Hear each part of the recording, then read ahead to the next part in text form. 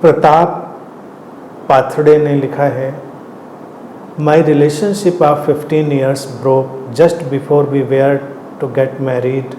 It's been 3 years and I am still miserable. Every 15-20 days I get bouts of depression, which makes me totally dysfunctional. For days together, I hope you can prescribe me some meditation technique to help me face this misery and grow spiritually.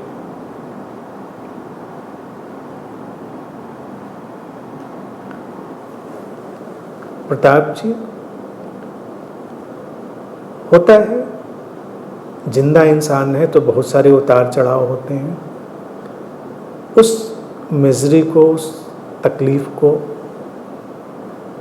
सामना करो, उसी से रास्ता निकलेगा। ध्यान में prescribe करो तो ट्यूसडे, वेडनेसडे और वेडनेसडे, थर्सडे और फ्राइडे को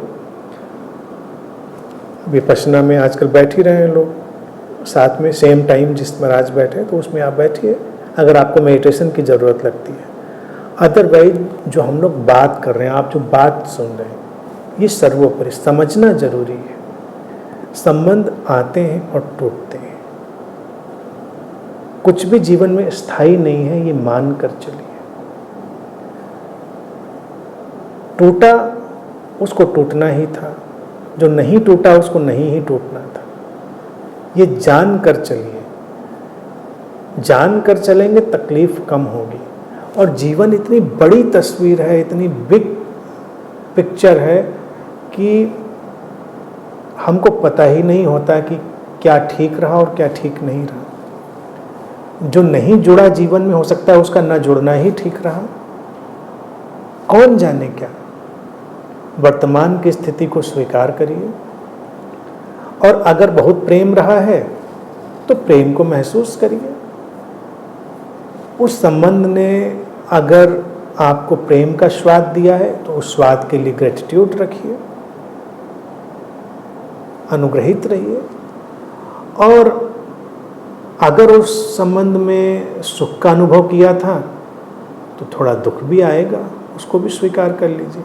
उस स्वीकार से रूपांतरण आएगा। जब कोई जीवन से जाए, विदा ले रहा हो, तो उसको जाने देना चाहिए, जबरदस्ती पकड़ के नहीं रखना चाहिए। विवाह में यही दुर्घटना सबसे खतरनाक रूप में सामने आती है कि लोग भाग नहीं सकते।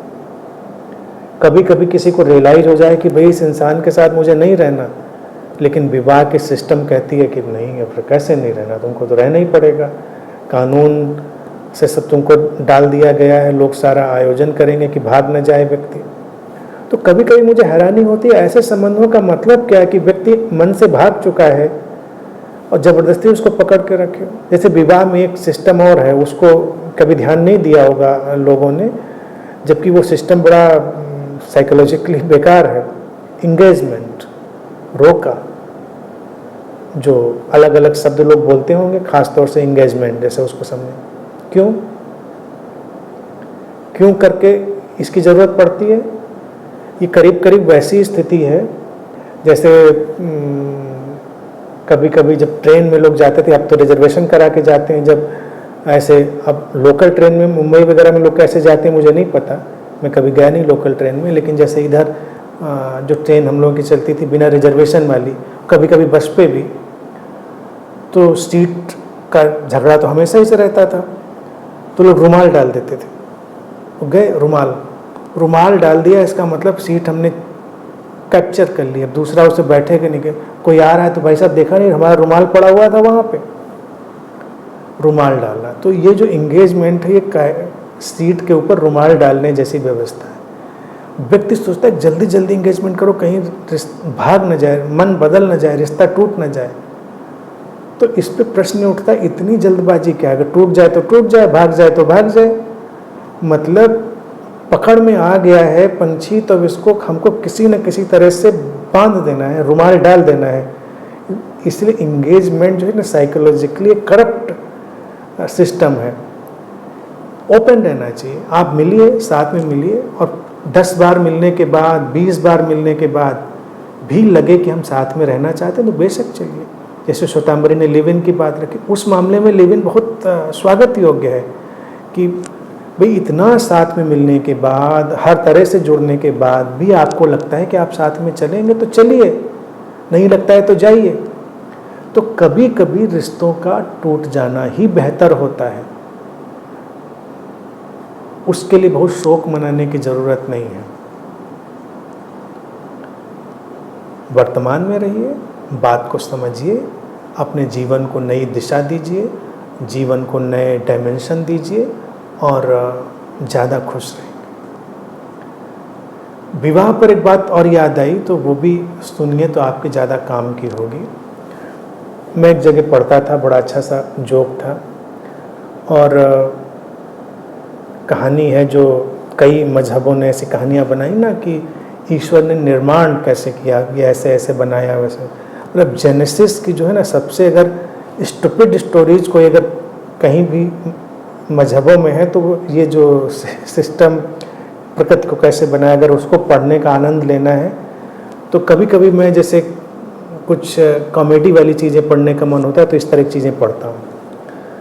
तो उसमें वो कहते हैं कि ये सब बनाया इधर उधर का जो भी तीम झाम था, फिर उस ईश्वर ने, गॉड ने, खुदा ने फिर आदमी को बनाया। अब देखिए पैट्रियार्कल सोसाइटी का झमेला, पहले फीमेल को ही बना सकता था, औरत को ने पहले आदमी बनाया उसने, फिर आदमी की पसली निकाली और उससे औरत बनाई। तो मैं कभी सोचा तो पसली काहे निकाली भाई, मटेरियल कम पड़ गया था। आदमी को बनाया तो पूरा मटेरियल था, कच्चा माल जो था, और जब औरत को बनाया गया तो उनके पास माल नहीं था, उन्होंने पसली निकाली, उससे औरत बनाई। अब बना दी तो बना दी। इसके बाद वो वक्त था जब इंसान गॉड से, खुदा से सीधे बात कर लेता था। तो आदम और ईव, आदम हवा जो भी उनको नाम दे, एडम ईव, उनको बन गए बेचारे। बनने के बाद आदम ने पूछा उस गॉड से, खुदा से कि ये बताइए आपने ईव को इतना सुंदर, इतना आकर्षक, इतना चार्मिंग क्यों बनाया है? तो गॉड, खुदा जो भी एंटिटी थी उसने कहा मेरे बच्चे इसलिए क्योंकि तू उससे प्यार कर सके। मैंने कहा तूने इसको इतना केयरिंग, इतना सेंसिटिव, इतना हम्बल क्यों बनाया? कि बच्चे इसलिए कि तू उससे प्यार कर सके। कि उसकी ईव को तुमने, फिर पूछता है ऐसा क्यों बनाया कि मुझे समझती है, मेरी बातों का ख्याल रखती है, कि इसलिए मेरे बच्चे कि तू उससे प्यार कर सके। फिर वो पूछता है आदम, लेकिन गॉड जो भी नाम देते रहे होंगे, इतना इसको स्टूपिड क्यों बनाया है? तो गॉड ने कहा मेरे बच्चे इसलिए क्योंकि वो तुझसे प्यार कर सके, नहीं तो बड़ी मुश्किल। अगर इतनी समझदार हो जाएगी तो उनसे प्यार करना बड़ा मुश्किल हो जाएगा। तो ये जो प्यार के बहुत सारे झमेले होते हैं ना, ये बड़ी नासमझी में अच्छे चलते हैं, और जब समझ आने लगती है तो चलना थोड़ा मुश्किल हो जाता है, वो टूटने लगते हैं।